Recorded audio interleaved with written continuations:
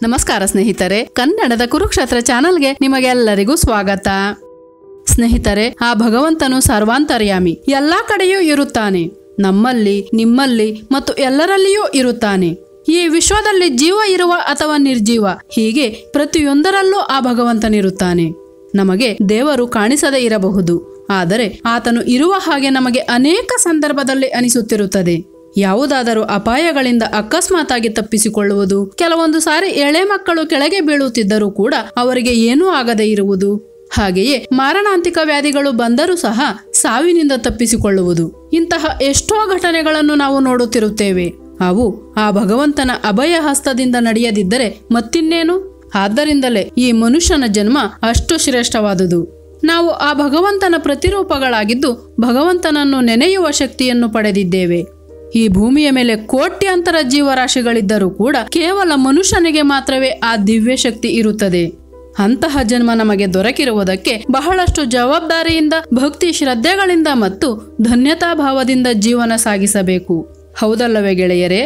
ಹಾಗೆಂದು ಸಾಧಾರಣ ಮನುಷ್ಯರಿಗೂ ಮತ್ತು ವಿಶಿಷ್ಟವಾದ ಮನುಷ್ಯರಿಗೂ ಬಹಳಷ್ಟು ಬದಲಾವಣೆಗಳಿರುತ್ತವೆ. ಈ ವಿಶಿಷ್ಟ ಗುಣಗಳನ್ನು ಹೊಂದಿರುವವರನ್ನು ಸರ್ವಶ್ರೇಷ್ಠರಾದವರು ಮತ್ತು ಅಸಾಮಾನ್ಯರು ಎಂದು ಪುರಾಣಗಳು ಹೇಳುತ್ತವೆ. ಈ ಅಸಾಮಾನ್ಯರಿಗೆ ಜನ್ಮತಃ ಆಗಲಿ ಅಥವಾ ಭಗವಂತನ ಅನುಗ್ರಹದಿಂದಾಗಲಿ ಕೆಲವು ಲಕ್ಷಣಗಳಿರುತ್ತವೆ.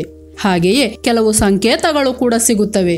ಶ್ರೀಕೃಷ್ಣ ಭಗವಾನನು ಹೇಳಿದ ಪ್ರಕಾರ ಈ 9 ಲಕ್ಷಣಗಳಿರುವವರಿಗೆ ಎಂದಿಗೂ ಸೋಲಿಲ್ಲ. ಇನ್ನಷ್ಟು ಜನರನ್ನು ಧರ್ಮ ಮಾರ್ಗದಲ್ಲಿ ನಡೆಸುವವರು ಇವರಾಗಿರುತ್ತಾರೆ. ಹಾಗಾದರೆ ಆ 9 ಲಕ್ಷಣಗಳು ಯಾವುವು? ಆ ಲಕ್ಷಣಗಳ ಬಗೆಗಿನ ಪ್ರಸ್ತಾವನೆ ಎಲ್ಲಿದೆ ಎಂಬ ವಿಶೇಷವಾದ ಸರಳ ವಿವರಣೆಯನ್ನು ಈ ವಿಡಿಯೋದಲ್ಲಿ ತಿಳಿಯೋಣ. ಆದ್ದರಿಂದ ವಿಡಿಯೋವನ್ನು ಸ್ಕಿಪ್ ಮಾಡದೆ ಕೊನೆವರೆಗೂ ನೋಡಿ. ಕೊನೆಯಲ್ಲಿ ಒಂದೇ ಒಂದು ಲೈಕ್ ಮಾಡಿ. ಹಾಗೆಯೇ ನೀವೇನಾದರೂ ಇನ್ನೂ ನಮ್ಮ ಚಾನಲ್ಗೆ ಸಬ್ಸ್ಕ್ರೈಬ್ ಆಗಿಲ್ಲವೆಂದರೆ ಈ ಕೂಡಲೇ ಸಬ್ಸ್ಕ್ರೈಬ್ ಮಾಡಿಕೊಳ್ಳುವುದರ ಮೂಲಕ ನಮಗೆ ಮತ್ತಷ್ಟು ವಿಡಿಯೋಗಳನ್ನು ಮಾಡಲು ಸಪೋರ್ಟ್ ಮಾಡಿ. ಸ್ನೇಹಿತರೆ, ಶ್ರೀಕೃಷ್ಣ ಭಗವಾನನ ಪ್ರಕಾರ ಒಬ್ಬ ಸರ್ವಶ್ರೇಷ್ಠವಾದ ವ್ಯಕ್ತಿಗೆ ಇರಬೇಕಾದ ಮೊದಲ ಲಕ್ಷಣ ಕೆಲಸದ ಮೇಲೆ ಶ್ರದ್ಧೆ. ಯಾವುದೇ ಕೆಲಸ ಮಾಡಬೇಕಾದರೆ ಸುಖ ದುಃಖಗಳ ಬಗ್ಗೆ ಚಿಂತಿಸಬಾರದು ಅಥವಾ ಪರಿಸ್ಥಿತಿಗಳು ವಿರುದ್ಧವಾಗಿದ್ದರೂ ಸಹ ಆ ಕೆಲಸವನ್ನು ಬಿಡಬಾರದು. ಅನಾರೋಗ್ಯ, ಅದು ಇದು ಎಂದು ನೆಪಗಳು ಹೇಳಬಾರದು. ಅವರು ನಂಬಿದ ಮಾರ್ಗದಲ್ಲಿ ಮುನ್ನಡೆಯುತ್ತಾ ಇತರರು ಏನು ಮಾಡುತ್ತಾರೆ ಅದನ್ನು ಕಿವಿಗೆ ಹಾಕಿಕೊಳ್ಳದೆ ಕಾಯಕವೇ ಕೈಲಾಸ ಎಂದು ತಮ್ಮ ಕೆಲಸ ತಾವು ಮಾಡಿಕೊಳ್ಳಬೇಕು. ಹಾಗೆ ಮಾಡಿದ ವ್ಯಕ್ತಿಗೆ ತನ್ನ ಮೇಲೆ, ಆ ಭಗವಂತನ ಮೇಲೆ ಮತ್ತು ಕೆಲಸದ ಮೇಲೆ ಪೂರ್ತಿ ನಂಬಿಕೆ ಇರುತ್ತದೆ. ಹಾಗೆಯೇ ಮಾಡುವಂತಹ ಕೆಲಸಗಳೆಲ್ಲವೂ ಕೂಡ ಸಫಲವಾಗುತ್ತವೆ. ಎರಡನೆಯದಾಗಿ, ಸರ್ವಶ್ರೇಷ್ಠವಾದ ಮನುಷ್ಯ ಇತರರನ್ನು ದೂರುವುದಿಲ್ಲ. ಇತರರನ್ನು ಕಡಿಮೆ ಮಾಡಿ ಮಾತಾಡುವುದು, ಅವರನ್ನು ತಪ್ಪಾಗಿ ಮಾತಾಡುವುದು, ಸುಮ್ಮನೆ ನಿಂದಿಸುವುದು ಮತ್ತು ಅವಾಚ್ಯ ಶಬ್ದಗಳನ್ನು ಬಳಸುವುದು, ಇವೆಲ್ಲವನ್ನೂ ಮಾಡದೆ ಇರುವವರು ಶ್ರೇಷ್ಠವಾದ ವ್ಯಕ್ತಿಗಳು. ಇಂದಿನ ಈ ಕಾಲದಲ್ಲಿ ಪ್ರತಿ ಚಿಕ್ಕ ವಿಷಯಕ್ಕೂ ಅಕ್ಕಪಕ್ಕದವರನ್ನು ದೂಷಿಸುವುದು ಸರ್ವೇ ಸಾಮಾನ್ಯವಾಗಿ ಬಿಟ್ಟಿದೆ. ಕೆಲವರಿಗೆ ಅಸಲು ಇನ್ನೊಬ್ಬ ವ್ಯಕ್ತಿಗಳಿಗೆ ಏನಾದರೂ ಅನ್ನದಿದ್ದರೆ ನಿದ್ದೆಯೂ ಸಹ ಬರುವುದಿಲ್ಲ. ಅಂತಹ ವ್ಯಕ್ತಿಗಳು ಆ ಭಗವಂತನ ಬಳಿ ನಮಸ್ಕರಿಸಿದರೂ ಕೂಡ ಏನು ಪ್ರಯೋಜನ? ಆದ್ದರಿಂದಲೇ ಶ್ರೀಕೃಷ್ಣನು ಹೇಳುತ್ತಾರೆ, ಒಳ್ಳೆಯ ಮಾತುಗಳನ್ನು ಮಾತಾಡಿ ಎಲ್ಲರಿಗೂ ಒಳ್ಳೆಯವರಾಗಿ ಇರುವುದೇ ಉತ್ತಮ ಮಾರ್ಗವೆಂದು ಹೇಳುತ್ತಾರೆ. ಮೂರನೆಯದಾಗಿ, ಕೆಲವರು ಎಷ್ಟು ಬ್ಯುಸಿಯಾಗಿದ್ದರೂ ಕೂಡ ಮುಂಜಾನೆ ಎದ್ದಾಗ ದೀಪಾರಾಧನೆ ಮಾಡದೆ ತಮ್ಮ ಕೆಲಸವನ್ನು ಶುರು ಮಾಡುವುದಿಲ್ಲ. ಅಂದರೆ ಅವರಿಗೆ ಆ ಸಮಯದಲ್ಲಿ ಆ ಭಗವಂತನಿಗೆ ತಮ್ಮ ಸಮಯವನ್ನು ಅರ್ಪಿಸಬೇಕು ಎಂದೆನಿಸುತ್ತದೆ. ಹಾಗೆ ಮಾಡುವುದರಿಂದ ಅವರಿಗೆ ಆ ದೈವ ಶಕ್ತಿ ಸದಾ ಕಾಲ ಅವರ ಜೊತೆ ಇದ್ದು ಅವರನ್ನು ಮುನ್ನಡೆಸುತ್ತಾ ಅವರು ಅಂದುಕೊಂಡ ಕೆಲಸಗಳೆಲ್ಲವೂ ಸುಗಮವಾಗಿ ನಡೆಯುತ್ತವೆ. ಆದ್ದರಿಂದ ನೀವು ಎಷ್ಟು ಸಮಯ ಕೆಲಸ ಮಾಡಿದರೂ ಕೂಡ ಕೇವಲ ಸ್ವಲ್ಪ ಸಮಯವಾದರೂ ಆ ಭಗವಂತನನ್ನು ಪ್ರಾರ್ಥಿಸಿದರೆ, ಆ ಭಗವಂತನೇ ದಿಕ್ಕು ಎಂದು ಭಗವಂತನ ಮೇಲೆ ಭಾರ ಹಾಕಿದರೆ ಅನೇಕ ಸಮಸ್ಯೆಗಳು ಬಗೆಹರಿಯುತ್ತವೆ.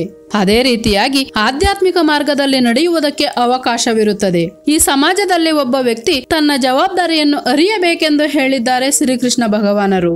ನಾಲ್ಕನೆಯದಾಗಿ, ಅವಶ್ಯಕತೆ ಇರುವವರಿಗೆ ಸಹಾಯ ಮಾಡುವುದು, ಸತ್ಕಾರ್ಯಗಳನ್ನು ಮಾಡುವುದು, ಪ್ರಾಣಿ ಪಕ್ಷಿಗಳನ್ನು ಧನ್ಯತಾ ಭಾವದಿಂದ ನೋಡಿ ಅವುಗಳಿಗೆ ಅವಶ್ಯಕವಾಗಿರುವುದನ್ನು ಪೂರೈಸುವುದು. ಎದುರಿಗಿರುವವರು ಅಂಗವೈಕಲ್ಯಗಳನ್ನು ಹೊಂದಿದ್ದರೆ ಅವರನ್ನು ಹೀಯಾಳಿಸದೇ ಇರುವುದು, ಹಾಗೆಯೇ ಅವರಿಗೆ ಕೈಲಾದ ಸಹಾಯ ಮಾಡುವುದು ಮತ್ತು ಸ್ತ್ರೀಯರನ್ನು ಗೌರವಿಸುವುದು, ಇವೆಲ್ಲವೂ ಕೂಡ ಸರ್ವಶ್ರೇಷ್ಠ ವ್ಯಕ್ತಿಯಲ್ಲಿರುವ ಸರ್ವೇ ಸಾಮಾನ್ಯ ಲಕ್ಷಣಗಳು. ಹೀಗೆ ಮಾಡುವುದು ಎಲ್ಲರಿಂದಲೂ ಸಾಧ್ಯವಿರುವುದಿಲ್ಲ. ಕೇವಲ ಆ ಭಗವಂತನ ಕೃಪೆಯಿಂದಲೇ ಜವಾಬ್ದಾರಿ ಮತ್ತು ಸಮಭಾವನೆ ಏರ್ಪಾಡಾಗುತ್ತದೆ. ಇತರರಿಗೆ ಅನ್ಯಾಯ ಮಾಡದೇ ಇರುವುದು ಮತ್ತು ಮೋಸ ಮಾಡದೇ ಇರುವುದು ಅಸಾಮಾನ್ಯ ವ್ಯಕ್ತಿಗಳಲ್ಲಿರುವ 5ನೇ ಲಕ್ಷಣ. ಶ್ರೀಕೃಷ್ಣ ಭಗವಾನನು ಭಗವದ್ಗೀತೆಯಲ್ಲಿ ಸ್ಪಷ್ಟವಾಗಿ ಹೇಳುತ್ತಾರೆ, ಯಾವ ವ್ಯಕ್ತಿಯಾದರೆ ಇತರರ ಹಣಕ್ಕೆ ಆಸೆ ಪಡುವುದಿಲ್ಲವೋ ಮತ್ತು ಇತರರನ್ನು ಮೋಸ ಮಾಡುವುದಿಲ್ಲವೋ ಅಂತಹ ವ್ಯಕ್ತಿ ಉತ್ತಮನು ಎಂದು. ಇಂತಹ ಲಕ್ಷಣಗಳಿದ್ದರೆ ಅಸಲಿಗೆ ಅವರಿಗೆ ಮೋಸ ಮಾಡುವ ಆಲೋಚನೆಯೇ ಬರುವುದಿಲ್ಲ ಮತ್ತು ಇತರರನ್ನು ದ್ವೇಷಿಸುವ ಮನಸ್ಸೂ ಇರುವುದಿಲ್ಲ. ಆದರೆ ಪರಿಸ್ಥಿತಿಗಳ ಪ್ರಭಾವದಿಂದಾಗಲಿ ಸರಿಯಾದ ಆಲೋಚನೆ ಮಾಡದೇ ಇರುವುದರಿಂದಾಗಲಿ ನಾವು ತಪ್ಪುಗಳನ್ನು ಮಾಡುವುದು ನಡೆಯುತ್ತದೆ. ಆ ಸುಳಿಯಿಂದ ಬಹಳ ಮಂದಿ ತಪ್ಪಿಸಿಕೊಳ್ಳಲಾರರು. ಅಕ್ರಮ ಸಂಬಂಧಗಳನ್ನು ಇಟ್ಟುಕೊಳ್ಳುವುದು, ದುರಾಸೆಯಿಂದ ಅಪರಾಧಗಳನ್ನು ಮಾಡುವುದು ಮತ್ತು ಸ್ವಂತದವರಿಗೆ ನಂಬಿಕೆ ದ್ರೋಹ ಮಾಡುವುದು ಹೆಚ್ಚಾಗಿ ಬಿಟ್ಟಿದೆ. ಇವುಗಳನ್ನು ಪರಿಹರಿಸುತ್ತಾ ಒಳ್ಳೆಯದರ ಕಡೆ ನಿಲ್ಲುವುದೆಂದರೆ ಆ ಭಗವಂತನ ಆಜ್ಞೆಯನ್ನು ಪಾಲಿಸಿದಂತೆ. 6ನೇಯದಾಗಿ, ಕೆಲವು ವ್ಯಕ್ತಿಗಳಿಗೆ ಯಾವುದಾದರೂ ಕೆಡುಕು ನಡೆಯುತ್ತದೆಂದರೆ ಅದು ಮುಂಚಿತವಾಗಿಯೇ ತಿಳಿಯುತ್ತದೆ. ಕನಸಿನ ರೂಪದಲ್ಲಿ ದೇಹವು ಆಲಸ್ಯಾದಂತೆ, ಮನಸ್ಸಿನಲ್ಲಿ ಏನೋ ಒಂದು ರೀತಿಯ ತಳಮಳ ಅಥವಾ ಮಂಪರು, ಹೀಗೆ ಅನೇಕ ಸಂಕೇತಗಳು ಅಪಾಯವನ್ನು ತಿಳಿಯಪಡಿಸುತ್ತವೆ. ಇವುಗಳನ್ನು ಅರ್ಥ ಮಾಡಿಕೊಂಡು ಜಾಣ್ಮೆಯಿಂದ ಜಾಗ್ರತೆ ವಹಿಸುತ್ತಾರೆ. ಇಲ್ಲ, ಇತರರಿಗೆ ಜಾಗ್ರತೆಯಿಂದಿರಿ ಎಂದು ಹೇಳುತ್ತಾರೆ. ಹಾಗೆಯೇ ಇದು ಕೆಲವರಿಗೆ ಹುಟ್ಟಿನಿಂದಲೇ ಬಂದಿರುತ್ತದೆ, ಇನ್ನು ಕೆಲವರಿಗೆ ವಯಸ್ಸಿಗೆ ಬಂದ ಮೇಲೆ ಬರುತ್ತದೆ. ಈ ಭವ್ಯವಾದ ದಿವ್ಯ ಶಕ್ತಿಯನ್ನು ಆ ಭಗವಂತನು ಪ್ರಸಾದಿಸಿರುತ್ತಾನೆ. ಅದನ್ನು ಸದ್ವಿನಿಯೋಗ ಮಾಡಿಕೊಂಡು ಒಳ್ಳೆಯದನ್ನು ಮಾಡಲು ಇವರು ಶತಪ್ರಯತ್ನ ಮಾಡುತ್ತಾರೆ. 7ನೇ ಸಂಕೇತವೆಂದರೆ ಸುವಾಸನೆ. ಸರ್ವಶ್ರೇಷ್ಠವಾದ ವ್ಯಕ್ತಿಗಳು ತಮ್ಮ ಸುತ್ತಲೂ ಯಾವಾಗಲೂ ಪರಿಮಳ ಸೂಸುವ ಹಾಗೆ ಅನುಭೂತಿ ಹೊಂದುತ್ತಾರೆ. ಹೂವುಗಳು, ಧೂಪ, ಸಾಂಬ್ರಾಣಿ ಮತ್ತು ಅಗರಬತ್ತಿಗಳಂತಹ ಪವಿತ್ರವಾದವುಗಳ ಸುವಾಸನೆ ಬರುವಂತೆ ಗ್ರಹಿಸುತ್ತಾರೆ. ಅಂತಹ ಪವಿತ್ರತೆ ಎಲ್ಲರಿಗೂ ಬರುವುದಿಲ್ಲ. ಆ ಭಗವಂತನ ಮೇಲೆ ವಿಶ್ವಾಸ ಮತ್ತು ಕಲ್ಮಶವಿಲ್ಲದ ಸ್ವಚ್ಛವಾದ ಜೀವನ ನಡೆಸುವವರಿಗೆ ಮಾತ್ರವೇ ಅಂತಹ ನಿರ್ಮಲವಾದ ಸುವಾಸನೆ ಬರುತ್ತದೆ. ಆ ಸುವಾಸನೆ ಭಗವಂತನ ಆಶೀರ್ವಾದವು ಆ ವ್ಯಕ್ತಿಯ ಮೇಲಿದೆ ಎಂದು ತಿಳಿಸುವ ಸಂಕೇತವಾಗಿರುತ್ತದೆ. 8ನೇಯದಾಗಿ, ಮುಂಜಾನೆ 3:30 ಬ್ರಾಹ್ಮಿ ಮುಹೂರ್ತ ಆರಂಭವಾಗುತ್ತದೆ. ಆ ಸಮಯವನ್ನು ಬಹಳ ಶ್ರೇಷ್ಠ ಮತ್ತು ಮಹತ್ವದ ಸಮಯವೆಂದು ಭಾವಿಸುತ್ತಾರೆ. ಏಕೆಂದರೆ ಈ ಸಮಯದಲ್ಲಿ ಪಾಸಿಟಿವ್ ಎನರ್ಜಿ ಎನ್ನುವುದು ಬಹಳಷ್ಟಿರುತ್ತದೆ. ಹಾಗೆಯೇ ಪ್ರಪಂಚವೆಲ್ಲ ನಿದ್ದೆ ಮಾಡುತ್ತಾ ಪ್ರಶಾಂತವಾಗಿರುವುದರಿಂದ ಏಕಾಗ್ರತೆಯಿಂದ ಯಾವುದೇ ಕೆಲಸವನ್ನು ಮಾಡಿದರೂ ಕೂಡ ಒಳ್ಳೆಯದೇ ನಡೆಯುತ್ತದೆ. ಹಾಗೂ ದೇವಾನುದೇವತೆಯರು ಸಂಚರಿಸುವ ಸಮಯವೆಂದು ಕೂಡ ಹೇಳಲಾಗುತ್ತದೆ. ಆದ್ದರಿಂದಲೇ ನಮ್ಮ ಶಾಸ್ತ್ರಗಳಲ್ಲಿ ಬ್ರಹ್ಮ ಮುಹೂರ್ತದಲ್ಲಿ ಎದ್ದೇಳುವುದು ಒಳ್ಳೆಯದೆಂದು ಹೇಳಲಾಗಿದೆ.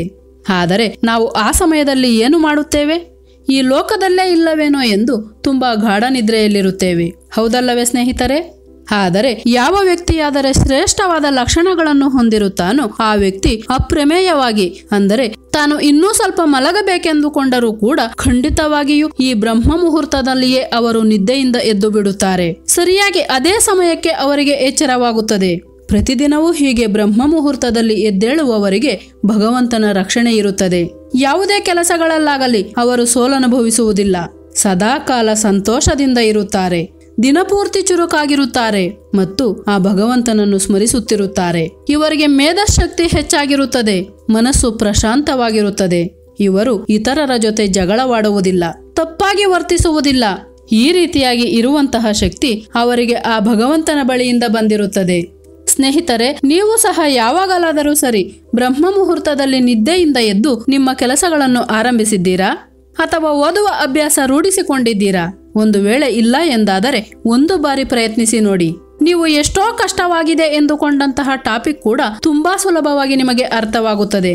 ಬಹಳಷ್ಟು ಸಿಲೆಬಸ್ ಇದ್ದರೂ ಬಹಳ ಕಡಿಮೆ ಸಮಯದಲ್ಲಿ ಕವರ್ ಮಾಡುತ್ತೀರಾ. 9ನೇಯದಾಗಿ, ಏಕಾಗ್ರತೆ. ನಾವು ಯಾವಾಗಲೂ ದೇವಾಲಯಕ್ಕೆ ಹೋದಾಗ ಅಲ್ಲಿ ಒಮ್ಮೊಮ್ಮೆ ಭಜನೆಗಳು, ಕಥೆಗಳು ಮತ್ತು ಪ್ರವಚನಗಳು ಹೇಳುತ್ತಿರುತ್ತಾರೆ. ನಾವು ಅವುಗಳನ್ನು ಕುಳಿತು ಕೇಳುತ್ತಿರುತ್ತೇವೆ. ಆದರೆ ಸ್ವಲ್ಪ ಸಮಯದಲ್ಲಿಯೇ ನಮ್ಮ ಏಕಾಗ್ರತೆ ಎಲ್ಲೆಲ್ಲಿಗೋ ಹೋಗುತ್ತದೆ. ನಮಗೆ ಬೇಕಾದವರ ಬಗ್ಗೆ, ನಮ್ಮ ಸಮಸ್ಯೆಗಳ ಬಗ್ಗೆ ಅಥವಾ ಅಲ್ಲಿ ಸುತ್ತಮುತ್ತಲು ಏನು ನಡೆಯುತ್ತದೆ ಎಂದು ನಮ್ಮ ಮನಸ್ಸು ತೆರಳುತ್ತಿರುತ್ತದೆ. ಆದರೆ ಕೆಲವರು ಮಾತ್ರ ದೇವರ ಬಗ್ಗೆ ಹೇಳಬೇಕಾದರೆ ಕೇಳುವುದಕ್ಕೆ ಶುರು ಮಾಡಿದರೆ ಇನ್ನು ಯಾವುದೇ ಚಿಂತೆ ಇಲ್ಲದೆ ಅದೇ ಧ್ಯಾನದಲ್ಲಿ ಸಂಪೂರ್ಣವಾಗಿ ಮಗ್ನರಾಗಿ ಬಿಡುತ್ತಾರೆ. ಭಗವಂತನ ಬಗ್ಗೆ ಯಾರು ಹೇಳುತ್ತಿದ್ದಾರೆಂದು ತಿಳಿಯದೆ ಸಾಕ್ಷಾತ್ ಆ ಭಗವಂತನ ವೃತ್ತಾಂತವೇ ತಮ್ಮ ಕಣ್ಣೆದುರಿಗೆ ನಡೆಯುತ್ತಿದೆಯೇನೋ ಎಂಬಂತೆ ಭಗವಂತನಲ್ಲಿ ಪರವಶರಾಗಿ ಬಿಡುತ್ತಾರೆ. ಅಂತಹ ವ್ಯಕ್ತಿಗಳು ಯಾವುದೇ ವಿಷಯಗಳಲ್ಲಾಗಲಿ ಇತರರನ್ನು ದೂಷಿಸುವುದಿಲ್ಲ. ತಾಳ್ಮೆ ಅವರ ಆಯುಧ. ಧರ್ಮ ಮಾರ್ಗದಲ್ಲಿ ನಡೆಯುತ್ತಾರೆ, ಸದಾಕಾಲ ಪ್ರಶಾಂತವಾಗಿರುತ್ತಾರೆ ಮತ್ತು ಅವರು ಯಾವಾಗಲೂ ಸಂತೋಷದಿಂದ ಇರುತ್ತಾರೆ. ನೋಡಿದಿರಲ್ಲವೇ ಸ್ನೇಹಿತರೆ, ಒಬ್ಬ ಸರ್ವಶ್ರೇಷ್ಠ ವ್ಯಕ್ತಿಗಿರಬೇಕಾದ ಲಕ್ಷಣಗಳೇನೆಂದು, ಹಾಗೆಯೇ ಆ ಭಗವಂತನು ಅಂತಹವರಿಗೆ ಎಂತಹ ಸಂಕೇತಗಳನ್ನು ಕೊಡುತ್ತಾನೆ ಎಂದು. ಸ್ನೇಹಿತರೆ, ಈ ಮೇಲೆ ಹೇಳಿದ ಎಲ್ಲಾ ಲಕ್ಷಣಗಳು ಒಬ್ಬ ವ್ಯಕ್ತಿಯಲ್ಲಿರುವುದಾಗಲಿ ಅಥವಾ ಅವುಗಳನ್ನು ಆತನು ಪಾಲಿಸುವುದಾಗಲಿ ಅಷ್ಟು ಸುಲಭವಲ್ಲ ಎಂದು ಬಹಳ ಮಂದಿ ತಳ್ಳಿ ಹಾಕಬಹುದು. ಆದರೆ ಗೆಳೆಯರೇ, ಅಷ್ಟು ಸುಲಭವಾಗಿದ್ದರೆ ಅವು ಭಗವಂತನು ನಿರ್ಣಯಿಸಿದ ಮಾರ್ಗಗಳು ಏಕೆ ಆಗುತ್ತವೆ ಹೇಳಿ? ಅವರು ಸರ್ವಶ್ರೇಷ್ಠರು ಅಥವಾ ಅಸಾಮಾನ್ಯರು ಏಕೆ ಆಗುತ್ತಾರೆ ಹೇಳಿ? ಆದರೆ ಇವುಗಳಲ್ಲಿ ಎಲ್ಲಾ ಲಕ್ಷಣಗಳನ್ನು ಹೊಂದಿರುವವರಿಗೆ ನಾವು ಮನಸ್ಪೂರ್ವಕವಾಗಿ ನಮಸ್ಕರಿಸೋಣ. ನಮ್ಮಲ್ಲಿ ಇಲ್ಲದೆ ಇರುವುದನ್ನು ನಾವು ಪಾಲಿಸೋಣ.